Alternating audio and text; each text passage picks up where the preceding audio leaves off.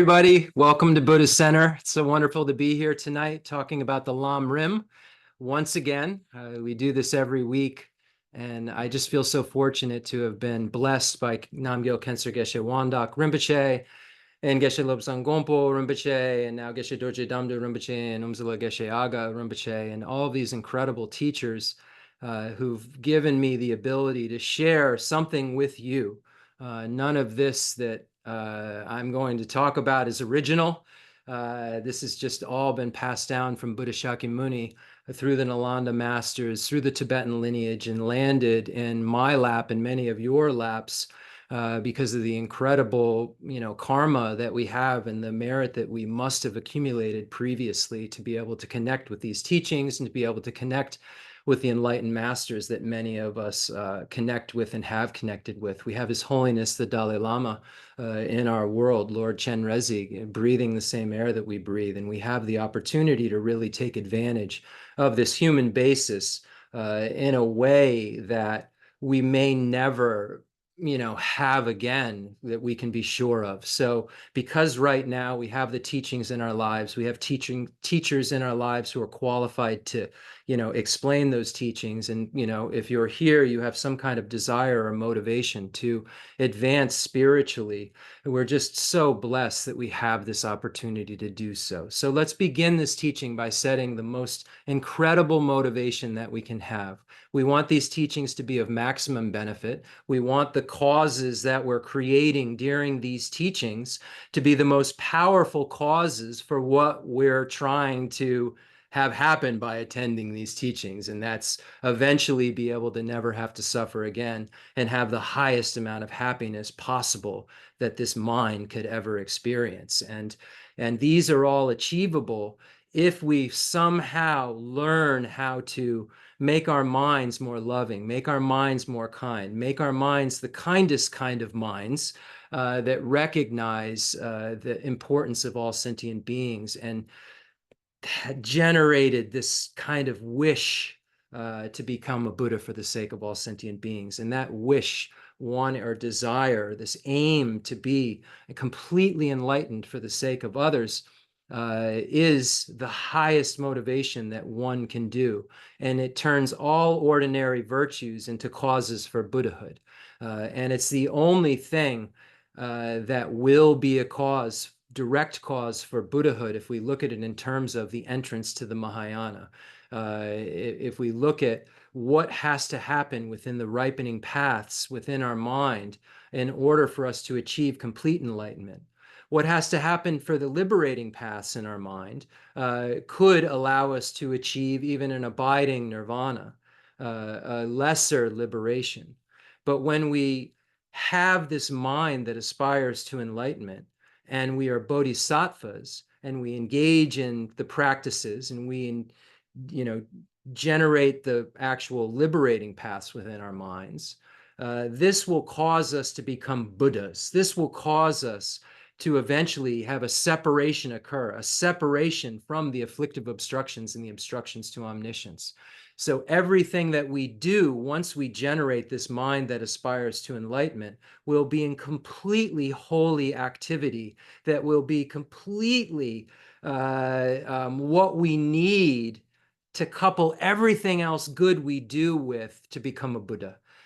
So let's begin by trying to set this incredible motivation. But because we're going to need some kind of courage to do so, we're going to need some inspiration to be able to set this motivation, because at this point, folks like myself have to kind of generate this in a contrived way. I'm not a bodhisattva. I don't have great compassion. I don't have love through the force of attraction.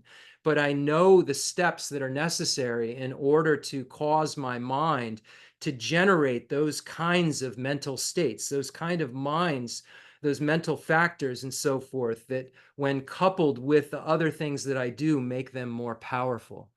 So the only way that I'll be able to generate the kind of mind we're talking about that is the cause for Buddhahood in terms of the vehicle that allows one to, you take a vehicle somewhere, the Mahayana vehicle takes you to Buddhahood.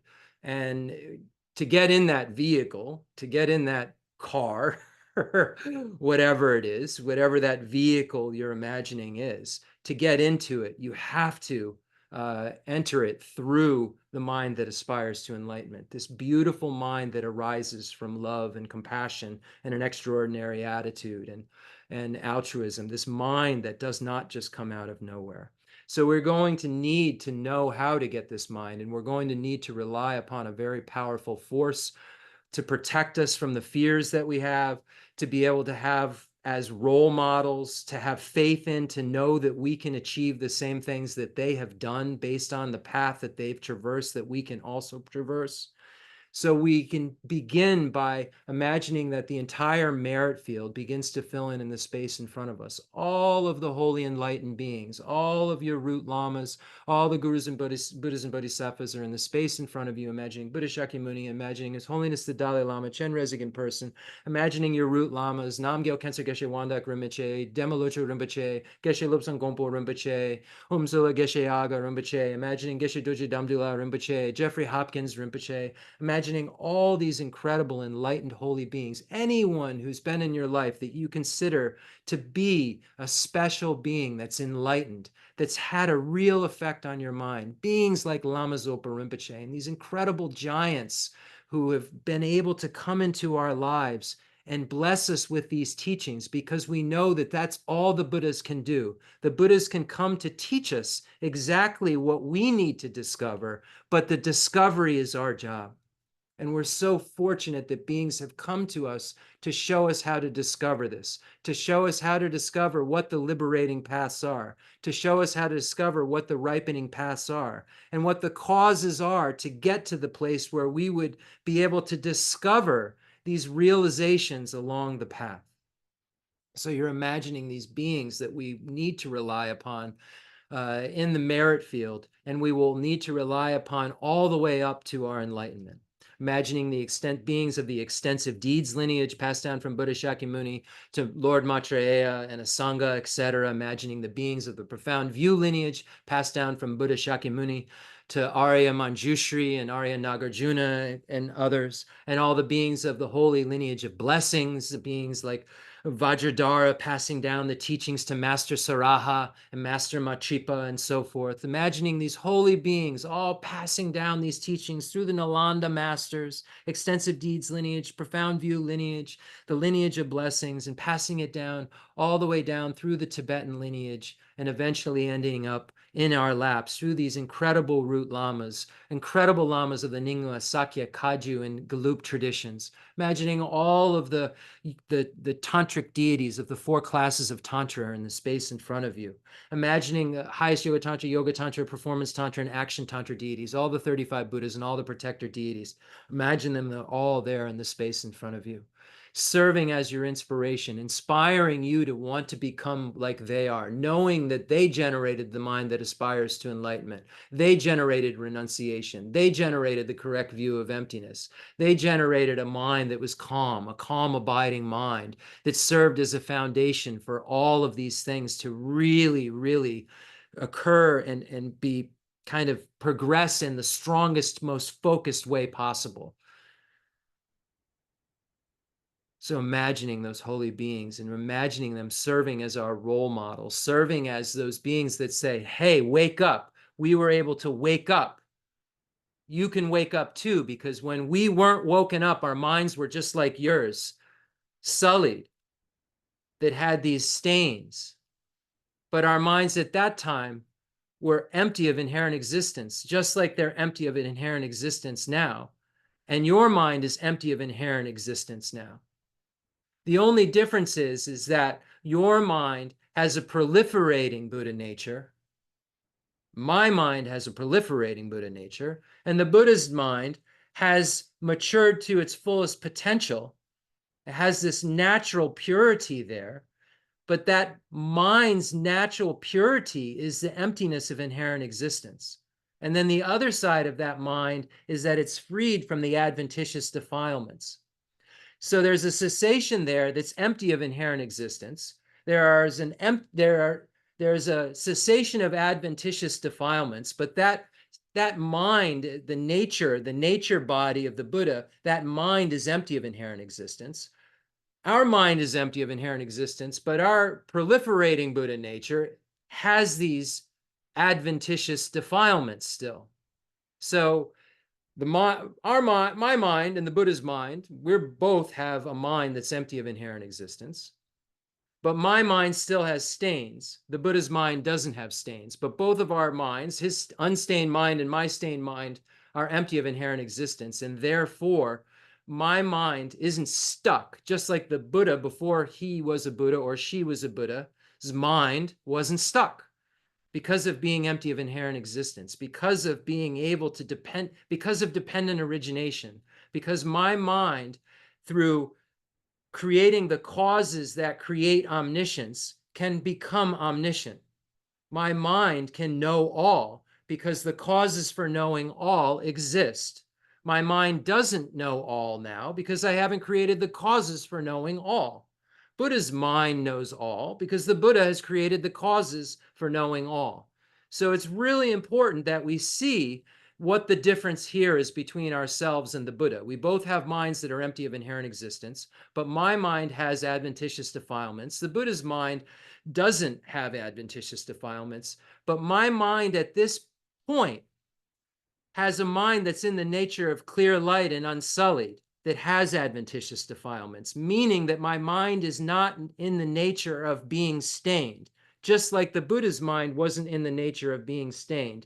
And the Buddha figured that out and unstained the mind from the adventitious defilements, knowing that there was a natural purity there, an emptiness of the mind of inherent existence, a clear light mind. And I just have to follow suit because I have a clear light mind. I have a mind that is naturally unsullied and that I have stains, though, that are adventitious. So adventitious means that they're not in the nature of the mind. There's something that's added in. There's something that can be separated from this mind that doesn't have a nature of impurity. It's just stained right now. And inside, underneath all of these stains, is this treasure that I just had, this seed of perfection that I have, that when the stains are removed from it becomes perfection. Because that seed is there that ripens as soon as those adventitious defilements of the afflictive obstructions, the obstructions to omniscience, are removed. We're so fortunate. So imagine that you share this gift with all sentient beings. You allow them to be inspired by these Buddhas and Bodhisattvas. The Buddhas, when I consider the merit field, I consider them all enlightened beings. So when I speak of enlightened beings and these beings that have removed these afflictive obstructions and obstructions to omniscience, I'm speaking from my own personal practice perspective. That's the only way what I can speak from. But however you imagine the merit field is how you imagine the merit field. So I don't want to say that this is some stuck way of thinking about it, but I think of the merit field in my mind as all fully enlightened beings. And then I think of bringing all sentient beings, meaning any being who's even up to the 10th Bodhisattva level, who still has the appearance of true existence occurring when they aren't seeing emptiness directly. Any of those beings, those are sentient beings, any of those kind of folks, I imagine that I'm inviting here to be a guest, to be able to see the awe of the merit field, to be able to witness this incredible beauty in front of them, experience a love, to be looked in the eyes, having a lama look into your eyes. If anyone who's had that happen knows what that feeling of love is like. And many sentient beings have never been able to experience that, or not in this lifetime, certainly. When we look at the 8 billion human beings, how many of them will experience that? So imagine that you're leading them to a place to allow them to experience that, allow them to just put everything that they're concerned with in the parking lot. As a friend of mine says, allowing them to be fully vested in this teaching and fully vested in and enamored by the merit field that they're seeing in front of them, and imagine that their imprints in their mind is that it's leaving for them to be able to connect with all of those beings, and you're leaving imprints within your mind to be able to connect with every single sentient being within the universe, because you will have to in order to become a Buddha. And when you become a Buddha, you'll be able to do that and be the most reliable guide for every single sentient being in the universe, because you'll have omniscience. You'll have the knowledge of reality and diversity whilst also having a perfect caring for others. And these are two qualities, excellent qualities, knowing reality and diversity, and being able to, directly understand conventional and ultimate truth simultaneously. A Buddha can do that. No other being in the universe can do that. And a Buddha has a perfect caring for others. And when you learn about what that means, that's been how that occurred through the ripening of a bodhisattva's path, who's just willing to endure any hardship for any being and just moves from help to help to help to help, because of knowing that he or she, by doing so, will be the best helper in the universe. So imagine that you're leaving the kind of railroad tracks within your mental continuum to be able to be this being that has these qualities that will be able to actually connect with every single sentient being in the universe. And by doing this, we're creating the causes to connect with every single sentient being in the universe. So however contrived you have to make this occur, keep making it occur over and over again and see how your mind reacts to the various types of beings. So we're not going to go into that tonight.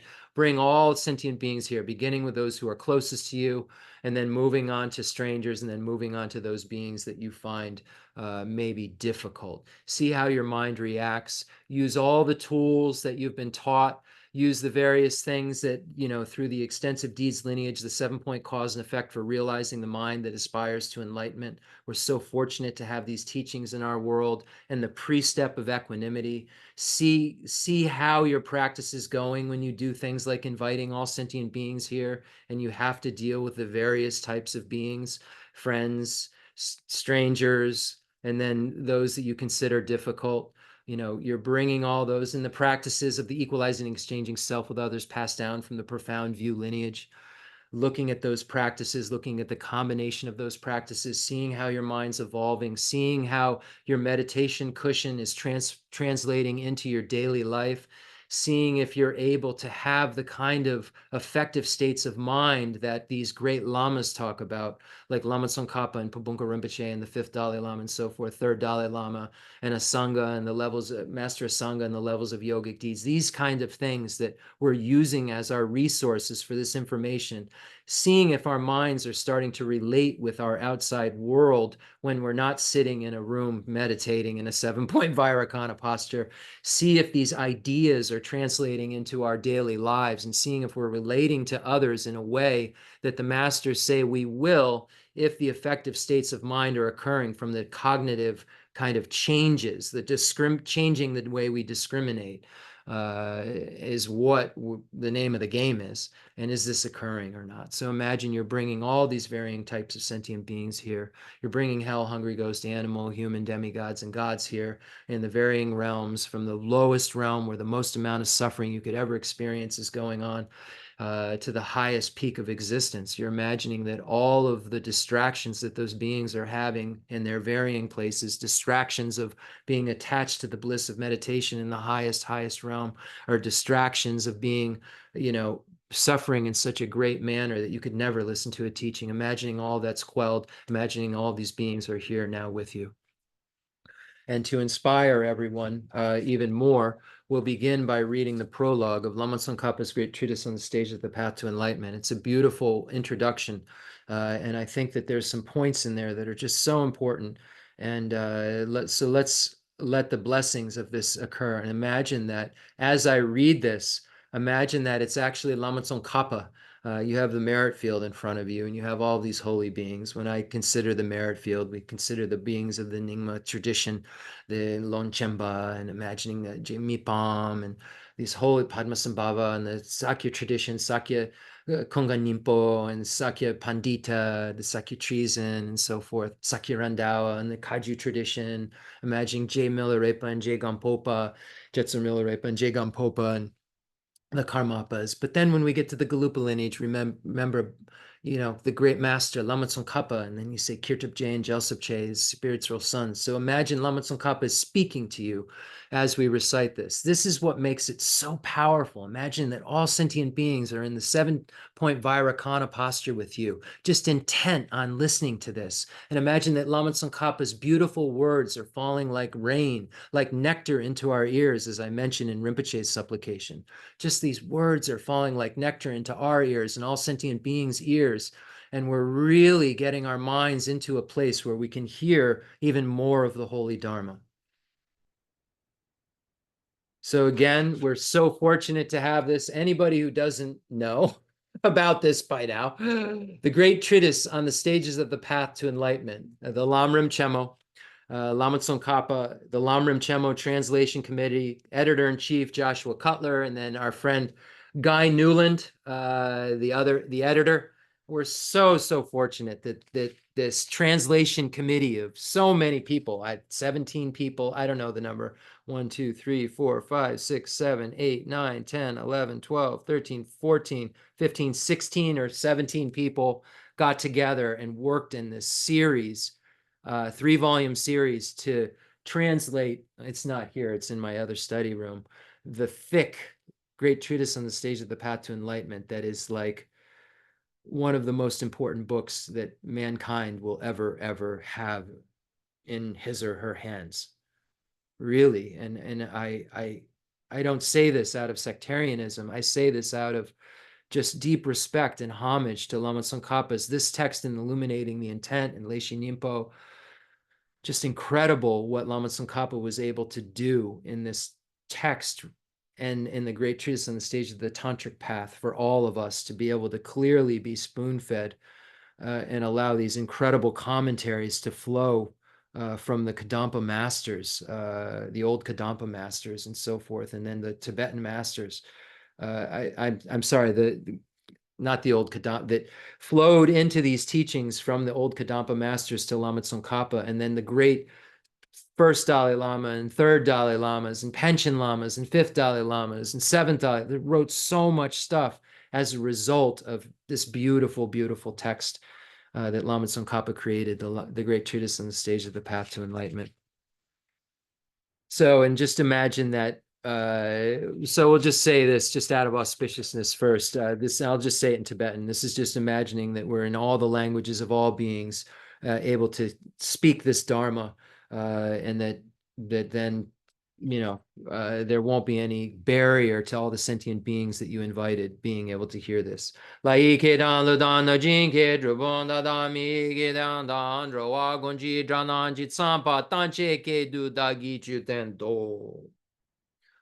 Okay, so the prologue, homage. This is again the prologue from Lama Tsongkhapa's great treatise on the stage of the path to enlightenment.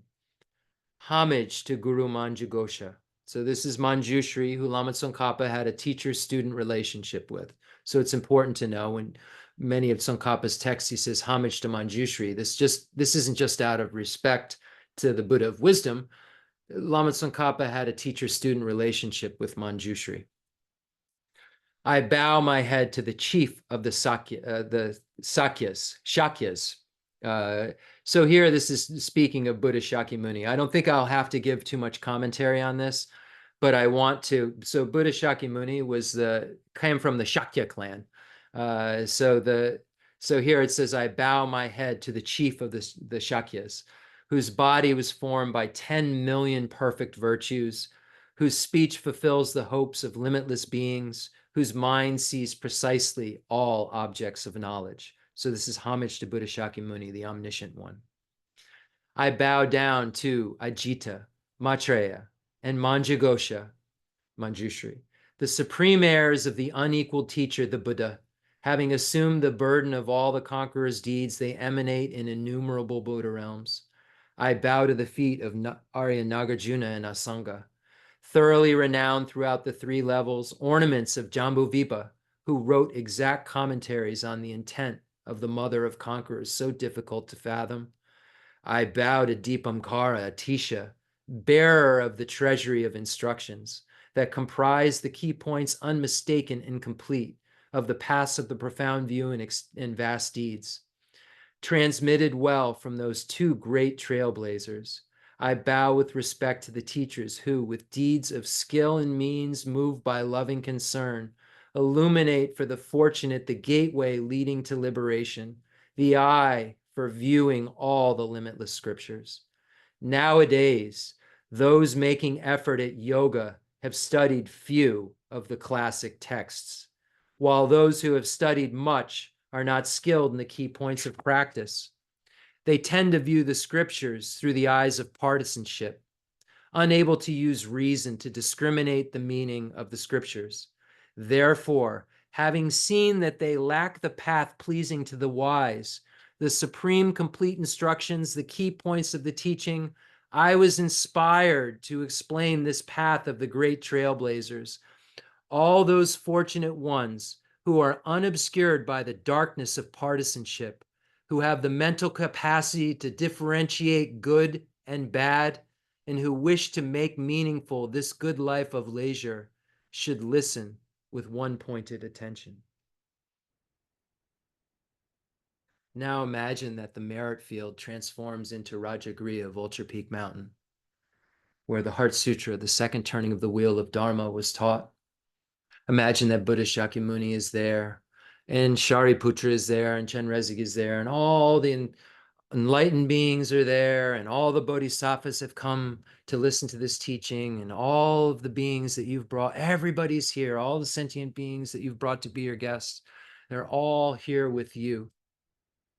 And imagine that the characters that you see when you look at this, Jeffrey Hopkins used to talk about the cast of characters when he would talk about how these things would set up. We see Buddha Shakyamuni blessing the minds of Chenrezig and Shariputra, and they engage in a conversation that explains the ultimate nature of reality, the emptiness of inherent existence, the non-affirming negative that we will all need to realize directly through a yogic direct perceiver in order to end cyclic existence. We will never, ever, ever be able to stop cycling in cyclic existence, let alone become Buddhas, if we don't realize the non-affirming negative that is the emptiness of inherent existence of all phenomena. What that means is very, very profound. And how that makes our mind be at peace is a very, very long story. But there's something, according to Buddha, at the second turning of the wheel of Dharma, that was so revolutionary and different, especially at the time in ancient India, where Atman, true self, was the main thing being taught. For the Buddha to say that there was no permanent, unitary, independent self, no autonomous, substantially existent self to be found, for Buddha to make statements like that at the first turning of the wheel of Dharma was revolutionary. And that wasn't the full story of emptiness. And this is what's so even more incredible to realize, is that that level of understanding of selflessness won't get you out of samsara either. It's the understanding of selflessness at the second turning of the wheel of Dharma that is the thing that will get you out of cyclic existence. The selflessness taught in the first turning of the wheel of Dharma is not enough. The first turning of the wheel of Dharma, there's an understanding of this autonomous, this selflessness of permanent, unitary, independent self, this idea of a selflessness of autonomous, substantial reality, because the Buddha was targeting the Vaibhashika school and the Sautrantika school folks, meaning those beings who would have the best outcome if he presented an established conclusion that wasn't a final, complete conclusion. Not that there are things, there is no permanent, unitary, independent self. There is no autonomous, substantially existent self. But the fact that you realize that those things don't exist isn't enough, because you're not realizing anything beyond the self of person, first of all. And secondly, according to Arya Nagarjuna, once you grasp at aggregates, you grasp at person. And if you're grasping at self, then you will have cyclic existence. So aggregates are self of phenomena. When we look at my hand, my mind. We look at the twofold division within the five aggregates of body and mind. When we look at body and mind, those are phenomena. Those are things that when we say emptiness of inherent existence, that's when we say self of person and self of phenomena. The first turning of the wheel of Dharma doesn't really touch phenomena except permanent phenomena in terms of imputed nature, but really doesn't touch that my hand is empty of inherent existence. It touches that my hand is empty of having a person that is, of an autonomous, empty of this autonomous substantial person. It doesn't have that. But the first turning of the wheel of Dharma doesn't address the fact that my hand's empty of inherent existence. And Nagarjuna says, if once I grasp it, my hand as being inherently existent, I'm going to grasp it, I as being inherently existent, a mind as an I as being inherently existent. There's just, I is not going to go away if there's still mind. So first they grasp it I, then they grasp it mind, Chandrakirti says. And the mind comes about through first apprehending that my hand is inherently existent. And then I believe there's an inherently existent mind, meaning the mind, meaning the mind thought, mind.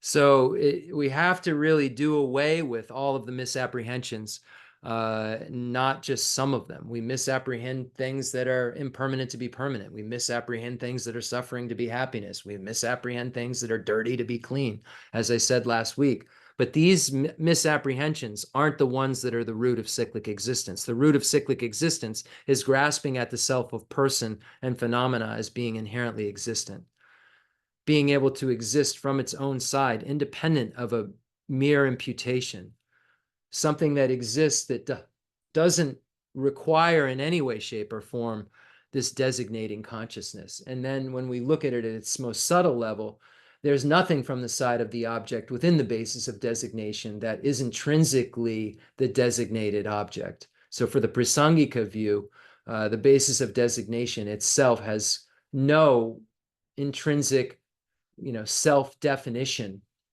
that's established by way of its own character from the side of the basis of designation that kind of comes together with me. The lower Madhyamaka schools felt that was the case, that there was a coming together, a meeting occurring of a basis of designation.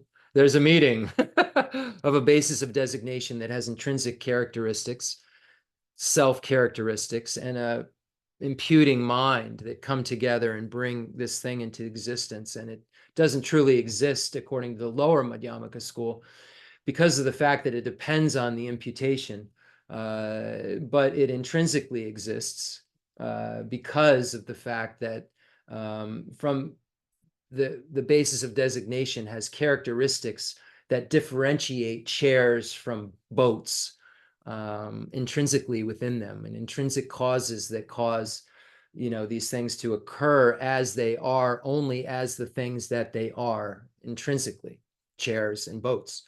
But Prasangika says that the basis of designation, the thing over there that's a chair, I keep pointing at the chair at all these teachings, I don't have a boat in here, but chairs and boats.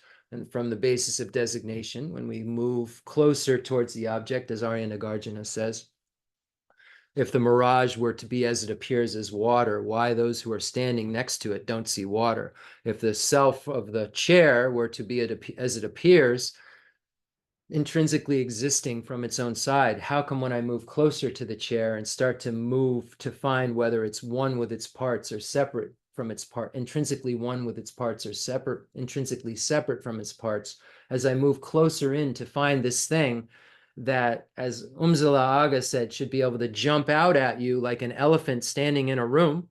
If you find something, it should be as clear like as an olive in your hand, as the Buddha talks about. Your hand is like this, there's an olive in your hand.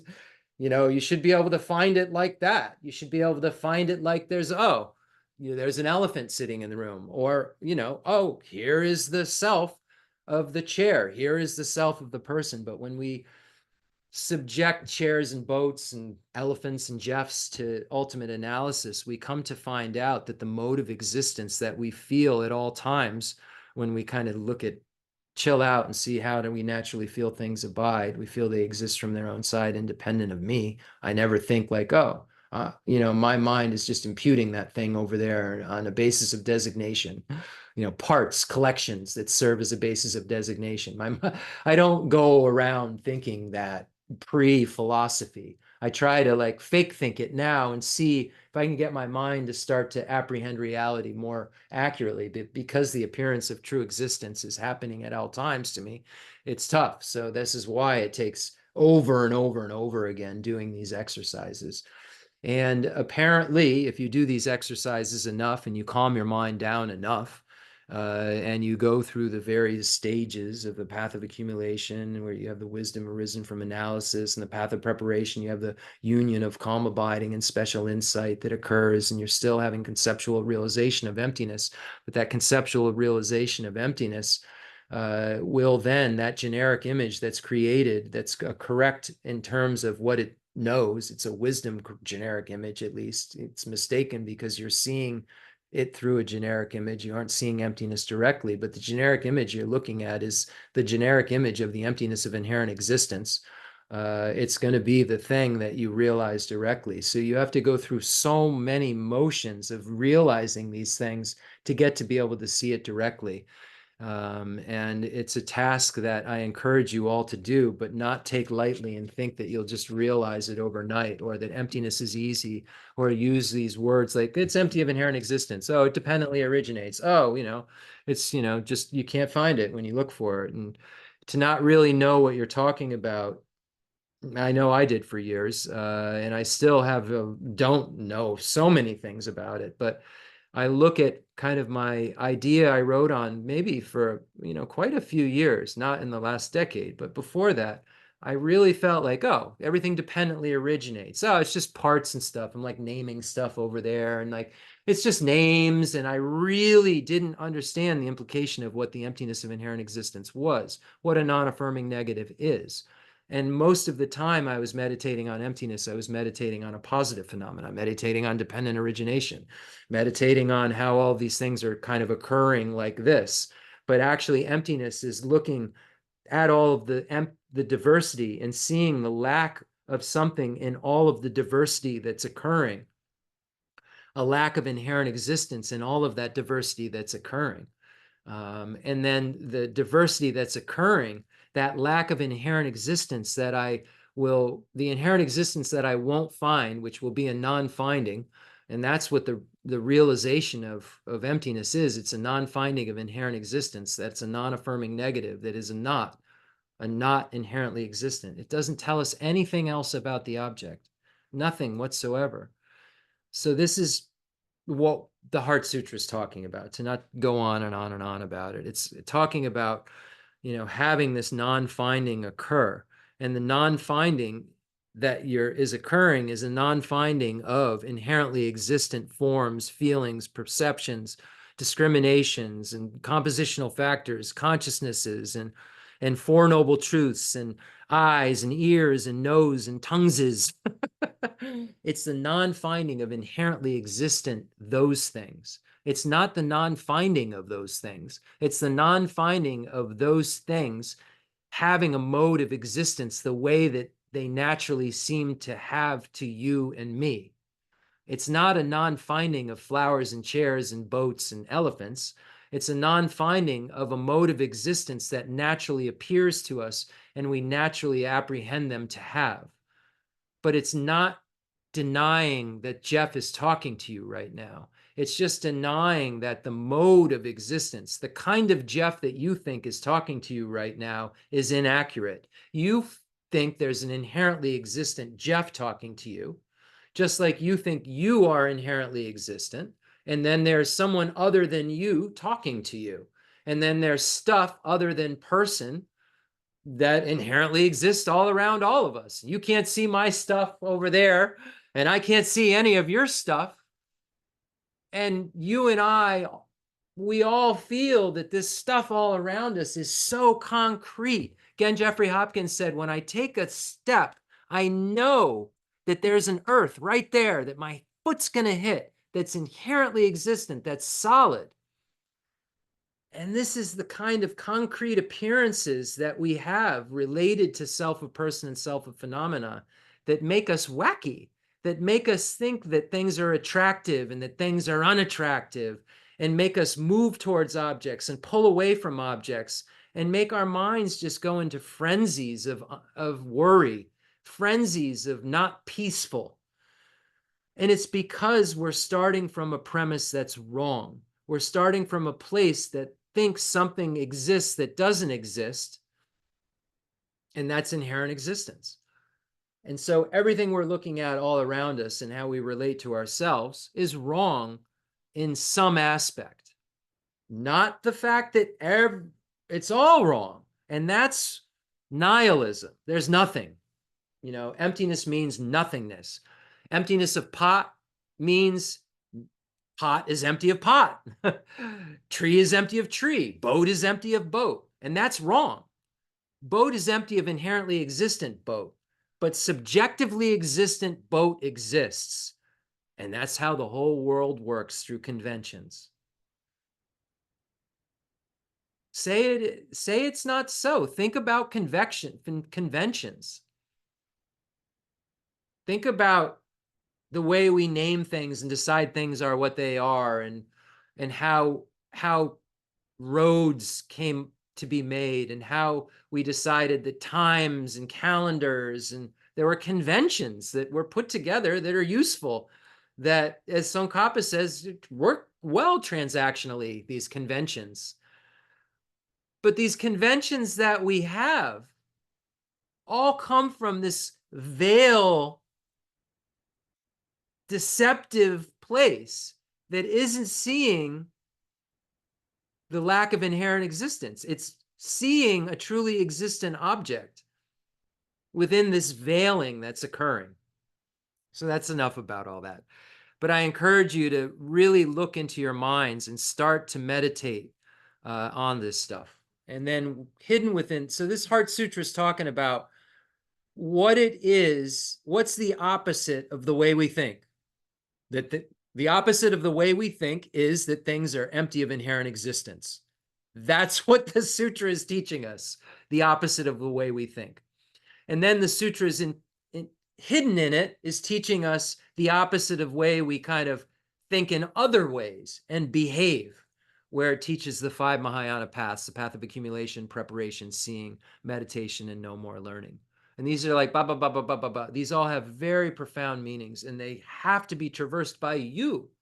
If you want to no longer suffer and have the highest amount of happiness possible, and not be born in cyclic existence again and again and again, and be able to actually help the people that you love, if you want to do that, if that sounds like a job for you, if you want to be happy, these are the things you have to know. You have to be able to know how to do this and do this and go through these pathways. There's no alternative, easier, shorter, short instruction, route thing, heart cut through. If you have all of the preliminaries, you can heart cut through.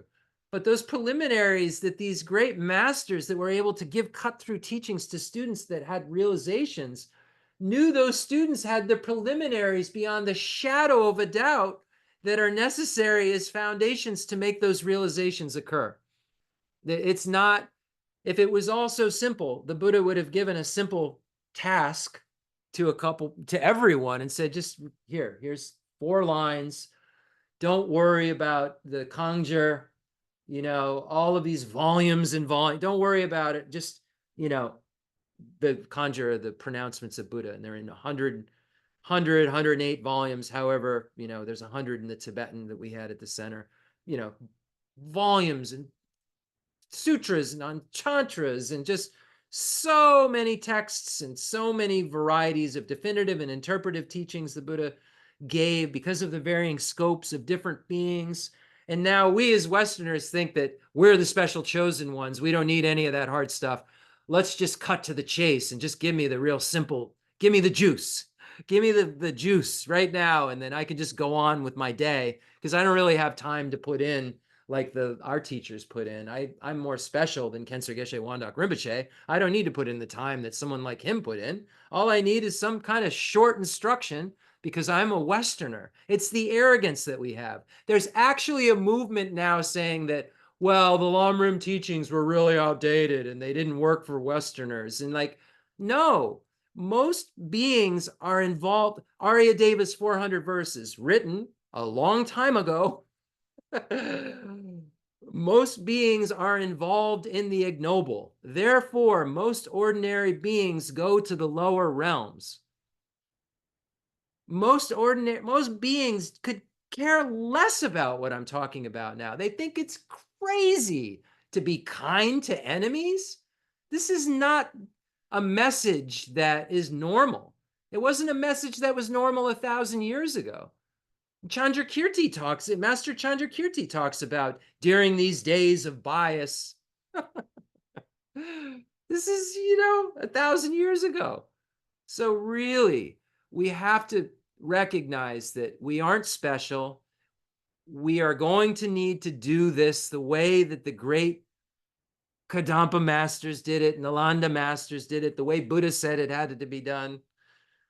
Not some like special thing that someone's going to whisper in our ear because we think we're advanced and we're the advanced chosen ones. So I warn you, when you hear about emptiness and you start to read the heavy emptiness and you start to see, oh, not arisen from self, not arisen from other, not from both, no production from self, no production from other, no production from both, no causeless production.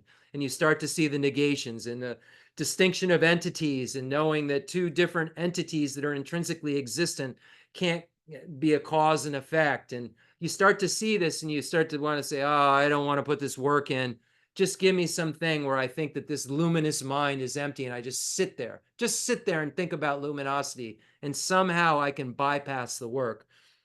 And it's self-deception. Somehow I can just do some mantras and I can be like blessed, touched on the head by something, and then somehow all my problems will go away and my mind will stop worrying. I'll no longer have to have this suffering occur again and again, and it's self-deception. So the Sutra of the Heart of Transcendent Knowledge is what we need to know. We need to know what this thing means if we want to stop suffering. We need to know exactly what this means, even if we want to achieve an abiding nirvana. The Sutra of the Heart of Transcendent Knowledge. Thus have I heard once the Blessed One was dwelling in Rajagriha at Vulture Peak Mountain, together with a great gathering of the Sangha monks and a great gathering of the Sangha Bodhisattvas. At that time, the Blessed One entered the samadhi that expresses the Dharma call, profound illumination. At the same time, noble Avalokiteshvara, Bodhisattva Mahasattva, while practicing the profound Prajnaparamita, saw in this way. He saw the five skandhas to be empty of nature. Then, through the power of the Buddha, Venerable Shariputra said to noble Avalokiteshvara, the Bodhisattva Mahasattva, how should a son or daughter of noble family train who wishes to practice a profound Prajnaparamita? Addressed in this way, noble Avalokiteshvara, the Bodhisattva Mahasattva said to Venerable Shariputra, O Shariputra, a son or daughter of noble family who wishes to practice a profound Prajnaparamita should see in this way. Seeing the five skandhas to be empty of nature, form is emptiness, emptiness also is form, emptiness is no other than form, form is no other than emptiness. In the same way, feeling, perception, formation, and consciousness are emptiness, thus Shariputra, all dharmas are emptiness. There are no characteristics, there is no birth and no cessation, there is no impurity and no purity, there is no decrease and no increase. Therefore, Shariputra, in emptiness, there is no form, no feeling, no perception, no formation, no consciousness, no eye, no ear, no nose, no tongue, no body, no mind, no appearance, no sound, no smell, no taste, no touch, no dharmas, no eye dhatu up to no mind dhatu, no dhatu of dharmas, no dhatu of dharmas, no mind conscious dhatu, no ignorance, no end of ignorance up to no old age and death, no end of old age and death, no suffering, no origin of suffering, no cessation of suffering, no path, no wisdom, no attainment, and no non-attainment. Therefore, Shariputra, since the bodhisattvas have no attainment, they abide by means of Prajnaparamita. Since there is no obscuration of mind, there is no fear. They transcend falsity and attain complete nirvana. All the Buddhas of the three times by means of Prajnaparamita fully awaken to unsurpassable, true, complete enlightenment. Therefore, the great mantra of Prajnaparamita, the mantra of great insight, the unsurpassed mantra, the unequal mantra, the mantra that calms all suffering should be known as truth, since there is no deception. Prajnaparamita mantra is said in this way: Teata Om Gate Gate Paragate Parasangate Buddhi Soha. Thus Shariputra, the Bodhisattva Mahasattva, should train in the profound Prajnaparamita. Then the Blessed One arose from that samadhi and praised noble Avalokiteshvara, the Bodhisattva Mahasattva, saying, Good, good, O son of noble family. Thus it is, O son of noble family. Thus it is. One should practice the profound Prajnaparamita just as you have taught, and all the Tathagatas will rejoice. When the Blessed One had said this, Venerable Shariputra and noble Avalokiteshvara, the Bodhisattva Mahasattva, that whole assembly in the world with its gods, humans, asuras, and Gandharvas rejoiced and praised the words of the Blessed One. Kala jibe ni jo damba ne ngushe du ju nga yi du do jen ju ba ba lama yi bu jin zi ne sung gan jo sa la sha zi lo aga zamara ja shanda ra zamara aga zamara ja aga zamara ja aga zamara ja shanda ra zamara ya ve de ya da onga de ga de bara ga de bara zanga de ba de zo aba ba gon ju san ji ga yi de mi du ji je ba de ji me ba de ji she wa de ji dragi ba je me de be ji dan ji je den ga ri e zo a ge ren jo ja ji ju she wa da me du ne be jin dan ju wa da. The fundamental ground is scented with incense and strewn with flowers, adorned with Mount Meru, four continents, the sun and the moon. I imagine this is a Buddha land and offer it. May all sentient beings enjoy the sphere realm. Holy Lamas high, wrap the sky of your Dharma bodies in massive clouds of knowledge and love, and let them pour upon the earth of your disciples as we are ready, a shower of rain, the teachings deep and wide. I send forth this jeweled mandala to you, precious Guru. Sanje Jadan Zaji Janan La Janju Badu Danye Jazu Ji Dagi Juje Ji Bezonan Ji Drula Benjia Sanje Drubajo. I go for refuge until I am enlightened in the Buddhas, the Dharma, and the Sangha. Through the merit I create by teaching the Dharma, may I attain Buddhahood for the sake of all sentient beings. I go for refuge until I am enlightened in the Buddhas, the Dharma, and the Sangha. Through the merit I create by teaching the Dharma, may I attain Buddhahood for the sake of all sentient beings. If you are attached to this life, you are not a spiritual practitioner. If you are attached to samsara, you have no renunciation. If you are attached to your own self-interest, you have no bodhicitta. If there is grasping, you do not have the view. And that was from Sachen Konga Nipo's Parting from the Four Attachments. Incredible Sakya Lama. Now we'll read The Source of All My Good, and we'll go right back to where we were in the section on the teachings for beings of great capacity, specifically bodhicitta, specifically recognizing all sentient beings are our mothers, and we'll be using a couple of different texts tonight. Source of all my good is my kind Lama, my Lord. Bless me first to see that taking myself to him in the proper way is the very root of the path, and grant me then to serve and follow him with all my strength and reverence. Bless me first to realize that the excellent life of leisure I found just this once is ever so hard to find and ever so valuable. Grant me then to wish and never stop to wish that I could take its essence night and day. My body and the life in it are fleeting as the bubbles in the sea froth of a wave. Bless me first thus to recall the death that will destroy me soon, and help me find sure knowledge that after I've died, the things I've done, the white or black, and what those deeds will bring to me follow always close behind, as certain as my shadow. Grant me then to ever to be careful to stop the slightest wrongs, the many wrongs that we do, and try to carry out instead each and every good of the many that we may. Bless me to perceive all that's wrong with the seemingly good things of this life. I can never get enough of them. They cannot be trusted. They are the door to every pain I have. Grant me then to strive instead for the happiness of freedom. Grant that these pure thoughts may lead me to be watchful and to recall what I should be doing. Grant me to give the greatest care to make the vows of morality the essence of my practice. They are the root of Buddha's teaching. I have slipped and fallen into the sea of this suffering life. Bless me to see that every living being, every one my own mother, has fallen into. Grant me then to practice the wish for enlightenment, to take on myself the task of freeing them all. Bless me to see clearly that the wish itself is not enough, for if I am not well trained in the three moralities, I cannot become a Buddha. Grant me then a fierce resolve to master the Bodhisattva vows. Grant that I may quickly gain the path where quietude and insight join together, one which quiets my mind from being distracted to wrong objects, the other which analyzes the perfect meaning in the correct way.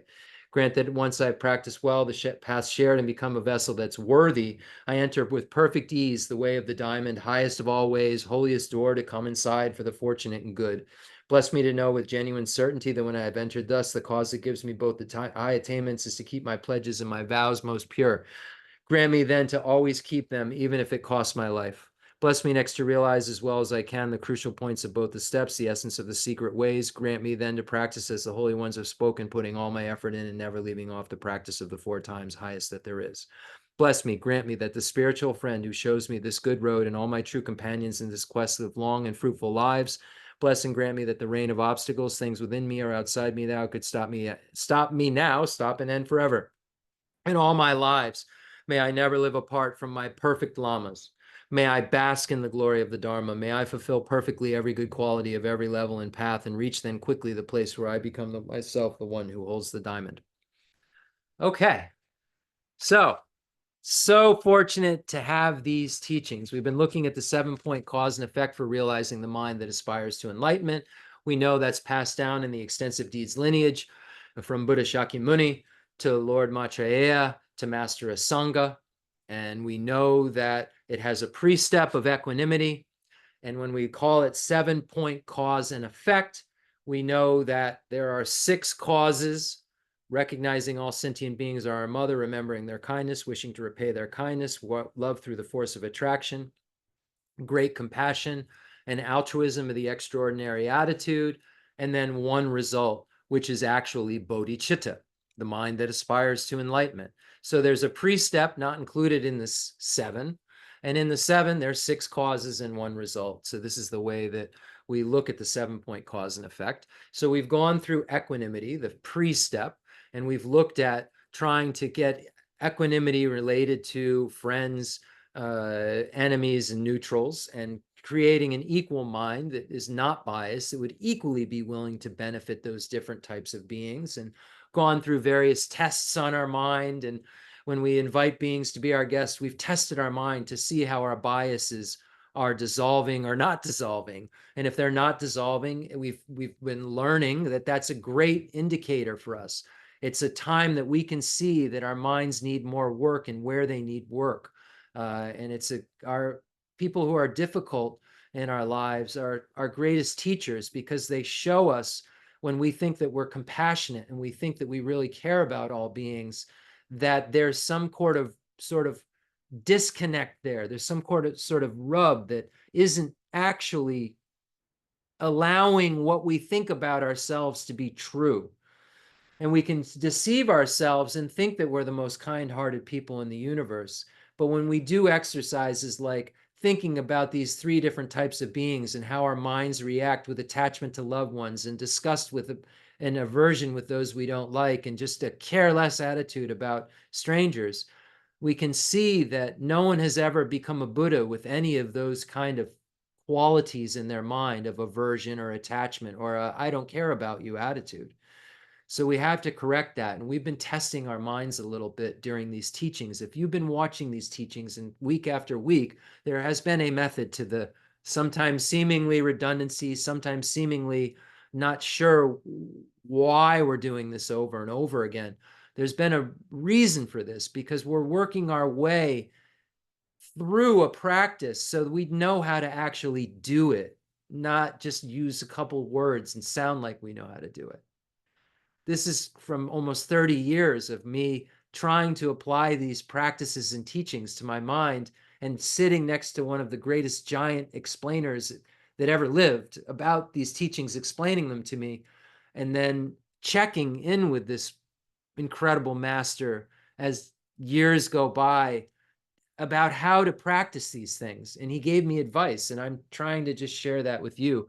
And that's why I feel so blessed to have something to say, is because I think of the kindness of my teacher. And it's just, it's really, really amazing that we have this. So we moved to recognizing all sentient beings are our mother. And where did we start? We started with the great truths on the stage of the path to enlightenment. We see that Lama Tsongkhapa quoted the level of yogic deeds, Master Asanga's text, and Master Asanga is quoting a sutra. And they're basically, all of it's saying is there's no place that you haven't been born. And there's no being that hasn't been your mother, brother, sister, cousin, uncle, aunt, roommate. You've had all of these endearing relationships with every single sentient being in the universe more than once.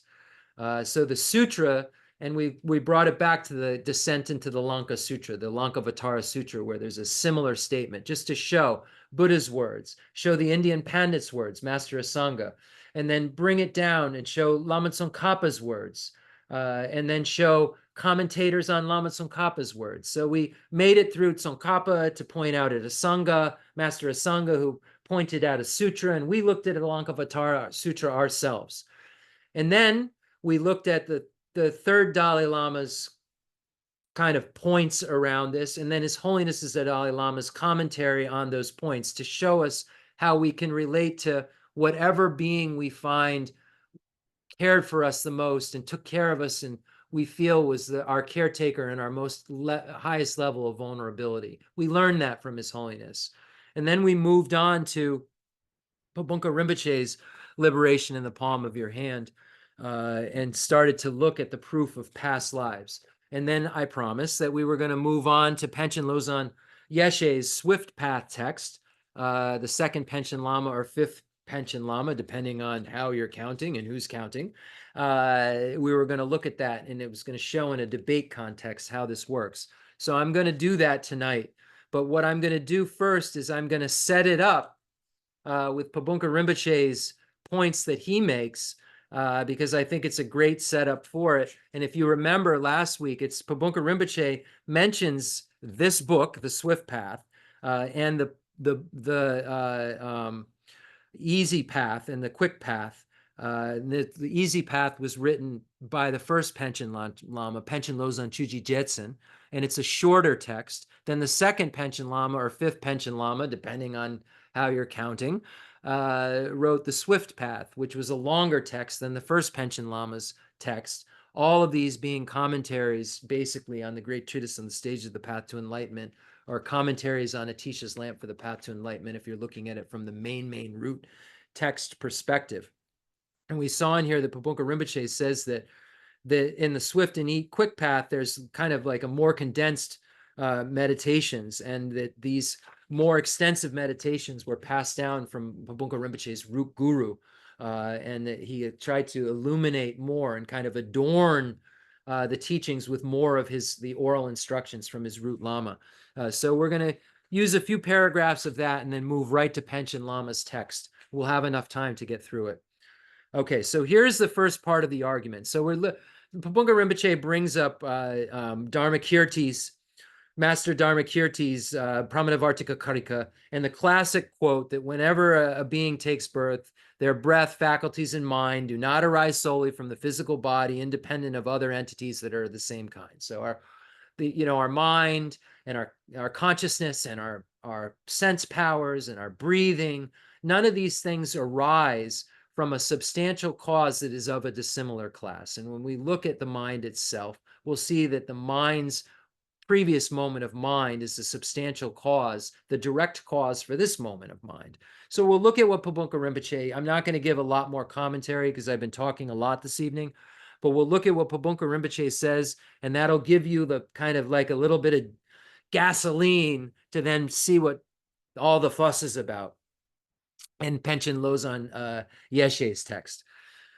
Here is the first part of this argument, which seeks to prove that a person's mind continuum has no beginning. Okay. Today's mind is a continuation of yesterday's mind. And yesterday's mind is a continuation of the mind from the day before yesterday. So this is, when I'm reading this is just for me to read to you now, but this is what you do. You get on your cushion and you start to look at this mind, this thing that's clear and knowing, this kind of this mind. Okay, so I'm knowing something. What am I doing right now? I'm meditating. What am I meditating with? I'm meditating with, okay, my body's in a posture, but I'm trying to influence my mind. It's my mind that's actually meditating. When I start to look at what I'm doing, I'm turning things inwardly. It's my mind. Okay, what is this mind? I'm experiencing this moment. Where did this moment come from? This moment came from a previous moment. So this is the way you do it. You don't just go, this moment's mind came from a previous moment's mind, came from previous moment's mind, previous moment's mind, and then blah, blah, blah, no beginning. That doesn't do anything to your beliefs. You sit down very calmly after you get your mind to the calmest place it possibly can, and you start to analyze it. What am I doing? I'm meditating. I'm meditating with my mind. I'm in a present moment. I'm aware of a moment. I'm having a clear knowing of a moment. I'm clearly knowing this moment. How did I clearly know this? Well, wait a minute. I clearly know a moment before. And I clearly knew moments 5 minutes ago.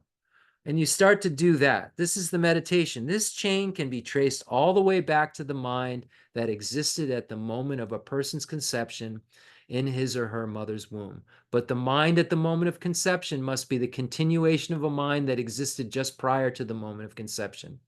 Because the mind that becomes established in the womb at conception is part of a mind continuum that existed before the moment of conception in the womb. We have to see that if things that we're saying, if we believe in cause and effect, and results are concordant with causes, and we look at how cause and effect works, we'd have to say that this mind has a cause that's of a similar class. and something that isn't it can't create it. Something like meat can't create mind. Something like physical matter can't create mind. Mind exists in temporal moments. Physical matter exists in temporal moments and in space. There's something else going on there. So then it says, and since samsara has no beginning, there is no event we can point to and say, this is when my mind came into beginning. Because the mind has no beginning, it can be established that our births have no beginning. This allows us to establish that each of us has taken birth countless times and that our former lives are without limit. Just as we had a mother in this life, we also had a mother in each of these previous lives that was either from a birth from a womb or from an egg. And just as we had one mother for each of those lives, we had 100 mothers when we took birth that way 100 times, and 1,000 mothers when we took birth that way 1,000 times. Therefore, since we have had an infinite number of such mothers, it's impossible that all sentient beings have not been our mothers. Okay. So we're thinking of this meditation, previous moments consciousness, this continuum that we're labeling the I on top of over and over again. In a previous life, we had a mind and we said, that's my mind. And now we have a mind and we say, that's my mind. And this continuum of mind has existed since beginningless time and has had seeds within its continuum, looking at it from the 12 links of dependent origination perspective, that have been planted in it that are going to project some sort of experience when the causes and conditions and so forth are ready for that projection to occur. So we've got these things within our mind that we're planting over and over and over again since beginningless time. And while we were planters, we were I's. We had different names, but we were still I and identified with the aggregates that we had at that time as ours, as mine. We identified them in that way and grasped at them as being inherently existent, and then grasped at a mine as being inherently existent. And at that time, that was me and those were mine. And I was I then, just like I am I now. It's just a different basis of designation that this designated object I is being put on. It's a different collection of aggregates that it's merely being imputed on that are serving as a basis of designation. There is no Jeff that exists within these aggregates, and there was no whatever the person in my previous life was named that existed within his or her aggregates at that time inherently. There's always just been merely an imputation in dependence upon a basis of a collection among the 4 or 5 aggregates that serve as a basis of designation for the I. But there's never been more than that. So this continuum will go on. The mind will have no end. The mind has no beginning. There's a continuum of that mind. And that continuum will have different names designated on it. It will serve as a basis of designation for different mere imputations. And then it will serve as a basis of designation for the mere imputation of us as a Buddha. Does that make sense? The Buddha is not inherently existent either. The Buddha is merely designated on a pure basis of imputation that no longer has afflictive obstructions or obstructions to omniscience. I'm imputed on an impure basis of designation that has afflictive obstructions and obstructions to omniscience. But my mind that has afflictive obstructions and obstructions to omniscience is empty of inherent existence, is empty of the proliferating Buddha nature that it has. Just like the Buddha's mind that is a cessation, that is a freedom from the adventitious defilements, is empty of inherent existence. So let's take a look. So Panchen Lama quotes Dharmakirti again, when taking rebirth, the breathing, sense powers, and minds don't arise from the body alone without relying on similar types. Okay, consider the syllogism. Oh boy. Okay, so a syllogism is something that has 4 components usually. And maybe we'll do this twice. So for a syllogism is a philosophical statement that usually has 4 components.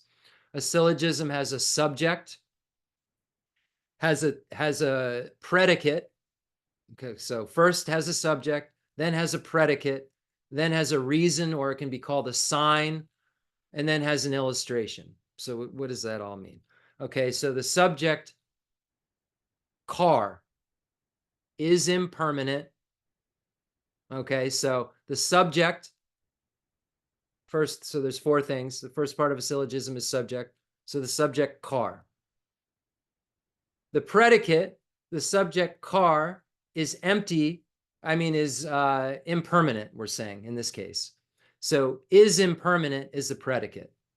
So the thesis is the subject, car, is impermanent. So the syllogism, though, requires more. So the subject, car, is impermanent because it is momentary. So we have a subject, car. Predicate is impermanent. Reason, because it's momentary. Now, illustration is it's momentary like a cup. So you say another thing that's momentary like it. Lorinda, if you could find the plug for the computer, I'm about to no longer have computer plug juice. So a syllogism is a statement that has within it a thesis and has a reason for the thesis and an illustration to show something that's like it. And we could talk about, it has to have certain aspects. It has to have 3 modes. It has to have a property of the subject. It has to have a forward pervasion and reverse pervasion for it to be a good syllogism. So here is a syllogism they're going to make. And this is something that helps us to be able to suss out kind of all of this stuff. Okay, so consider the syllogism. The subject, the consciousness of a being who has just been reborn in the womb, is preceded by a prior consciousness that serves as its substantial cause because it is a consciousness, as in the case of the present consciousness. So the subject, the consciousness of a being who has just been born in the womb. So that's the subject. The thesis is it's preceded by a prior consciousness that serves as its substantial cause. The reason, because it's a consciousness, as in the case illustration of the present consciousness. Okay, so it's basically saying that the moment of the consciousness that you had right before the consciousness of a being who has just been reborn in the womb. So that moment, that consciousness had a previous thing that caused it, that had to have disintegrated for it to come into being. And what is that previous direct cause? We say it's a previous consciousness. So this is then kind of confirming what Pabunka Rinpoche's text is saying that, okay, this moment's consciousness came from a previous moment's consciousness. Moment of conception had to come from a previous moment's consciousness. And this is then putting it in a way of a syllogism, that the subject, the consciousness at the time of birth, had to come from a prior consciousness because it's a consciousness. And consciousness has to be caused by something of a similar class, as in the case of the present consciousness, right now came from a previous moment of clearly knowing. Just like the previous moment of clearly knowing came from a previous moment of clearly knowing. So in dependence upon the reasoning above proving consciousness is beginningless, one proves that samsara has no beginning. With that as the basis, you should meditate thinking, all sentient beings without exception have been my mother. Accordingly, Lozang Chuji Jetsun's melodious speech of Lozang's assertions, responses to the sincere queries says, regarding how to meditate on the recognition that all sentient beings have been one's mother, you explain that one meditates with the magical, skillful means of scripture and reasoning that proves that consciousness has no beginning, such as when taking rebirth, and then the quote from the Pramanavartika Karika is there. The respiration sense powers minds don't arise from the body alone without relying on that of a similar type. They don't arise from a dissimilar class. So I think I'm going to lose my juice on my computer for the Zoom. So it may just disappear into thin air. So I'm going to end class here. And I want you all to think about that. Sit on your meditation cushion. Think about your mind. Think about, okay, what is this mind? It's something that's clear and knowing. Okay, what am I knowing? I'm clearly knowing this moment. Oh, wait a minute. I clearly know now a new moment. What I just thought I was clearly knowing as a moment just now passed and it's a new moment. So what did that moment, what's my moment now coming from? Now more moments have passed, came from a previous moment. So meditate on that and try to track back to a beginning. And I promise you won't find one because I've tried really hard over and over and over again. Rack your mind, let you do it, because this will allow you to have the flexibility to really do these meditations. And without the flexibility of the mind, without understanding these kind of deeper concepts, it just won't work. It won't really have any kind of effect on you. It will be something that you'll know it. And it'll be something that will sound interesting when you talk about it to someone, but it will not have the effect on the mind, your mind, that the Buddha intended it to. And the Buddha intended for your mind to be changed, to have some sort of evolution, a revolution within it occur because of what he said that was so different than what everybody else had to say. And what blew apart everybody's reality that had the confidence and courage to listen to this idea of no inherently existent self, only a subjectively existent, conventionally existent self, that when this self that appears to naturally exist inherently is subjected to ultimate analysis, it's not findable. But when coming out of ultimate analysis, there's a findable self, it just isn't have a mode of existence the way that it has appeared since beginningless time to us. Wow, we're fortunate to have these mind-blowing teachings. We're going to do the concluding mandala offering and dedication prayer. The fundamental ground is scented with incense and strewn with flowers, adorned with Mount Meru, the four continents, the sun, and the moon. I imagine this is a Buddha land and offer it. May all sentient beings enjoy this pure realm.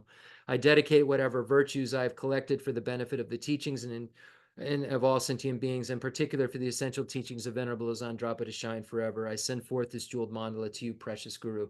I realize that folks don't know about syllogisms, and maybe it'll be helpful to talk about what a syllogism is, and because you're going to find it. If you go deeper into philosophy and start to study Chandrakirti and Baba Vega and Chandrashita and Kamalashila and Master Sangha and so forth, those great masters, you're going to need to know what a syllogism is: forward pervasion, reverse pervasion, property of the subject. It's going to be required. You understand entities and isolates. There'll be no way to traverse Arya Nagarjuna's pathways without knowing what those things are to some degree. So we'll talk about that more next time, and we'll go into Panchen Lama's stuff. If we have to 10 times, we'll do it.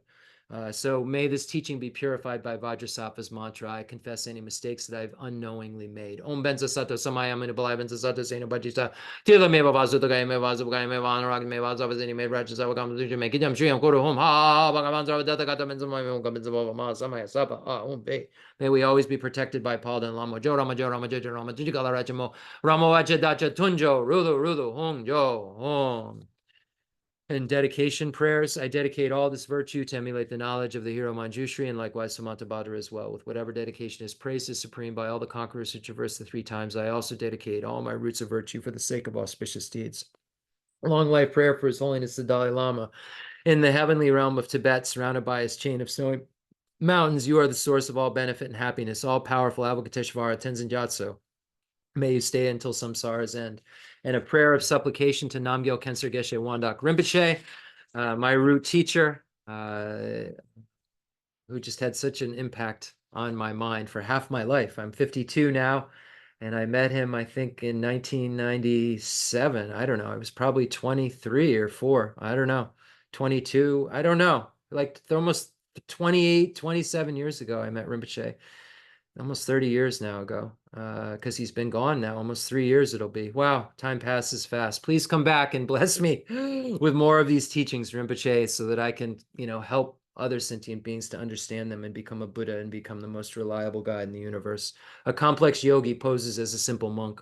Homage to Namgyal Khenser Geshe Wandak Rinpoche, our precious spiritual friend who is inseparable from Aryatara. I fully prostrate, covering as many atoms of the earth as possible to your pure body, speech, mind, and enlightened activities. I offer to you drinking water, bathing water, flowers, incense, candles, scented water, food, and music purified by Om Ah Om, Om Ah Om, Om Ah Om. The rarity of having 1 million wish-fulfilling gems is a common occurrence compared to meeting with a holy teacher like you. Place the complete path to Buddhahood in our childlike hands. Just like a teacher who came to Tibet with a lamp to dispel the darkness of ignorance, you, kind abbot, arrived in the West with a lineage purer than a diamond and begged us never to be satisfied with partial instructions. The teachings of the extensive deeds and profound view lineage flowed from your lips like nectar for our ears that elucidated the teachings for beings of three capacities. Now that sound has stopped. All composite things are impermanent. You told us that all of your teachers passed away and understood the sadness, entreating us to continue our studies. The Buddha does not wash away the negativities of beings, nor does he remove their miseries by his hands.